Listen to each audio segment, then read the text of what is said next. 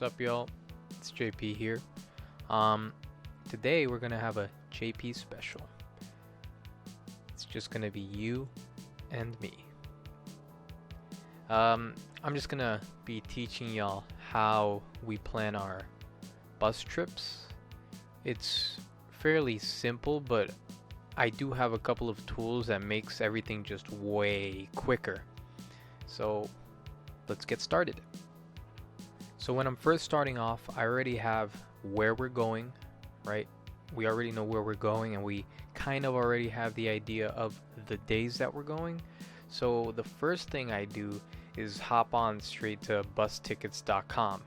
So with bustickets.com, it just does the work for me. We typically just travel within 3 bus companies. We do Greyhound, Peter Pan, or Megabus, but it's kind of a hassle trying to figure out the best day and the best line, like price wise.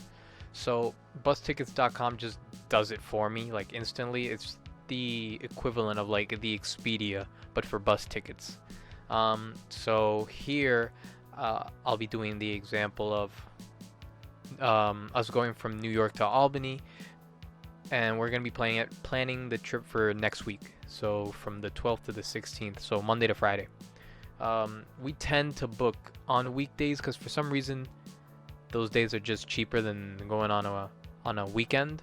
So yeah, so I already did it here. So this is what you'd be looking at when you're on bustickets.com. So the first thing is you get each bus ticket, time, departs, arrives, and so these are all of the available bus tickets for the day that you chose, which in our case it would be Monday, April the 12th. And if you click on schedule details, it's going to give you this whole area of like how many stops it's doing, and when it arrives, when it departs, stuff like that. And it also tells you what line it's on. It says it right here on the bottom. So this one's Greyhound. There might be like a Peter Pan, maybe a Megabus down here. They do get more expensive, but yeah, what we tend to do is I find the ticket here and then I double check on whatever the carrier line is, just to make sure that it's $29.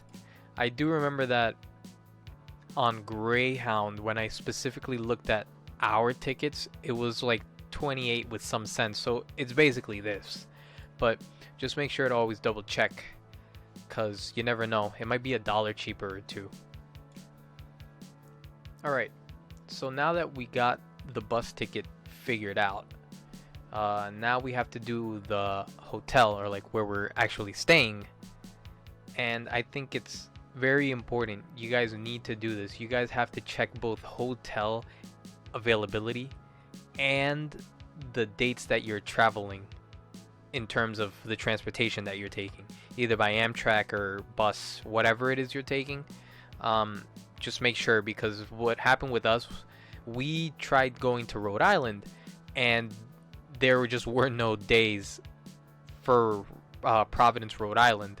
Like I guess there were no bus trips going there, I'm not sure, but we were too busy looking at the Airbnb and the hotels and let's go here, let's go there, and we just completely ignored the fact that there's just no way to get there on a bus for the days that we were looking for.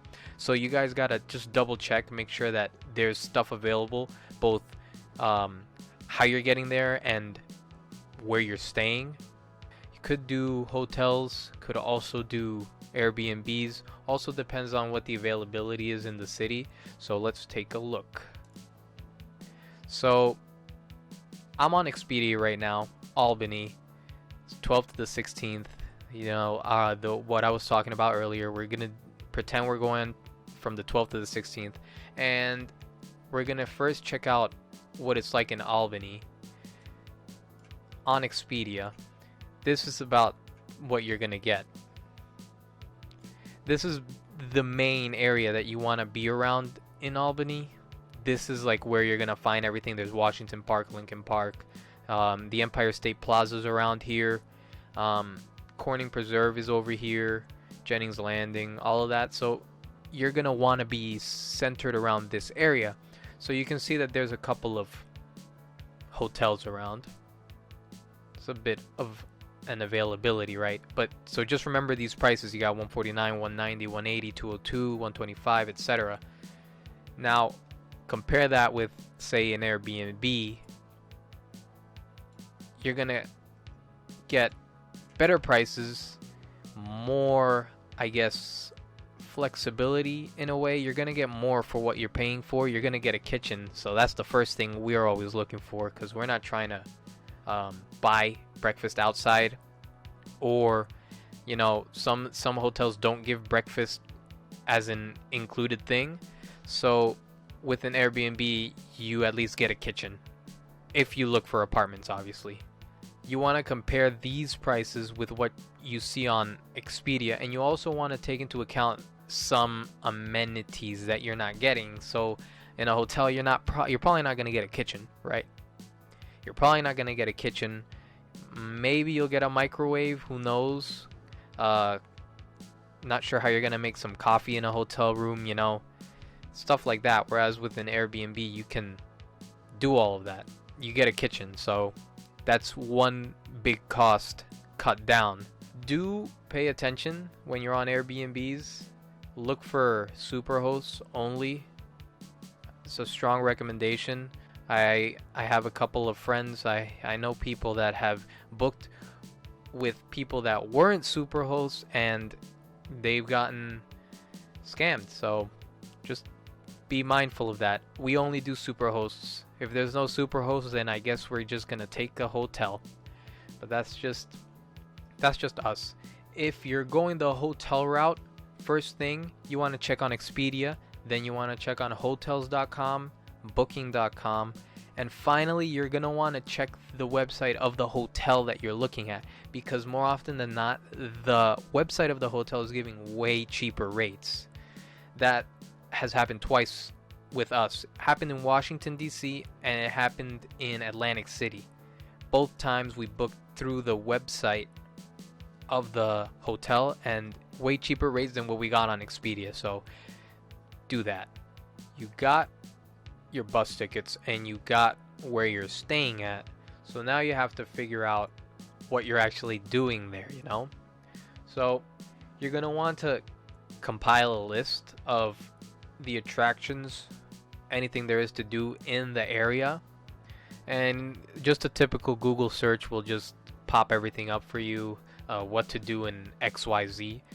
If you're unsure of the location, double check and make sure that it's nearby to where you're actually staying. And if it's not, make sure you write that down. When you compile your list, you're gonna want to make sure you have hours and pricing. So let me show you an example. By the time you're done with your list, you're probably gonna have two sorts of lists. You're probably gonna have something like this that's on your that is on my screen. This is the list that I had for Vegas. Or you're gonna have something like this, which is the list that I have for Albany. And so basically what you're gonna want to do is include prices and hours. It makes your life easier. And then once you have all of that, you're gonna want to use a tool that I am a big fan of. It's called Route XL. Yellow house is where we start, and every place that says stop is a stop that you want to make. So these are all stops. So I have 1, 2, 3, 4, 5, 6 stops. I have 6 stops, and I want to end up back here. You do have to make sure that you put a finish point. So let me just put a random close finish point. Finish here. And so now you have the red flag is your finish point. So now that you have your stops, you want to go, well, you can't see it on the screen, but bottom left corner, there's a couple of buttons. You're going to click on Find Route. It's the bottom left most button, and it's gonna generate the best route that you should take. This is a lifesaver. I used it for Vegas. It was great. It was amazing.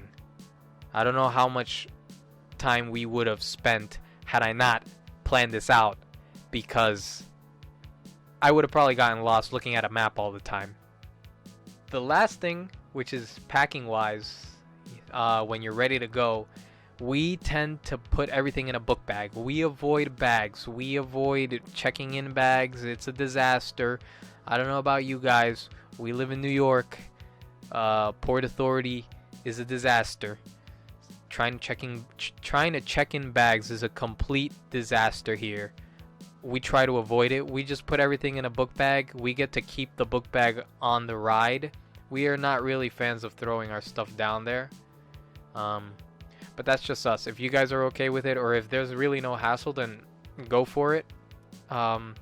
If it wasn't for such a hassle here in New York, we'd probably be packing our things together in one suitcase, but I'm not doing it. Nope. It's a hassle here. So, this is basically it. Thanks for stopping by. You guys already have an idea of what we do for bus trips, so hope you guys find the content useful. Hope you guys liked it, and what does Michelle say? Like, comment, and subscribe. Yep, that's what it is. Alright, see you guys.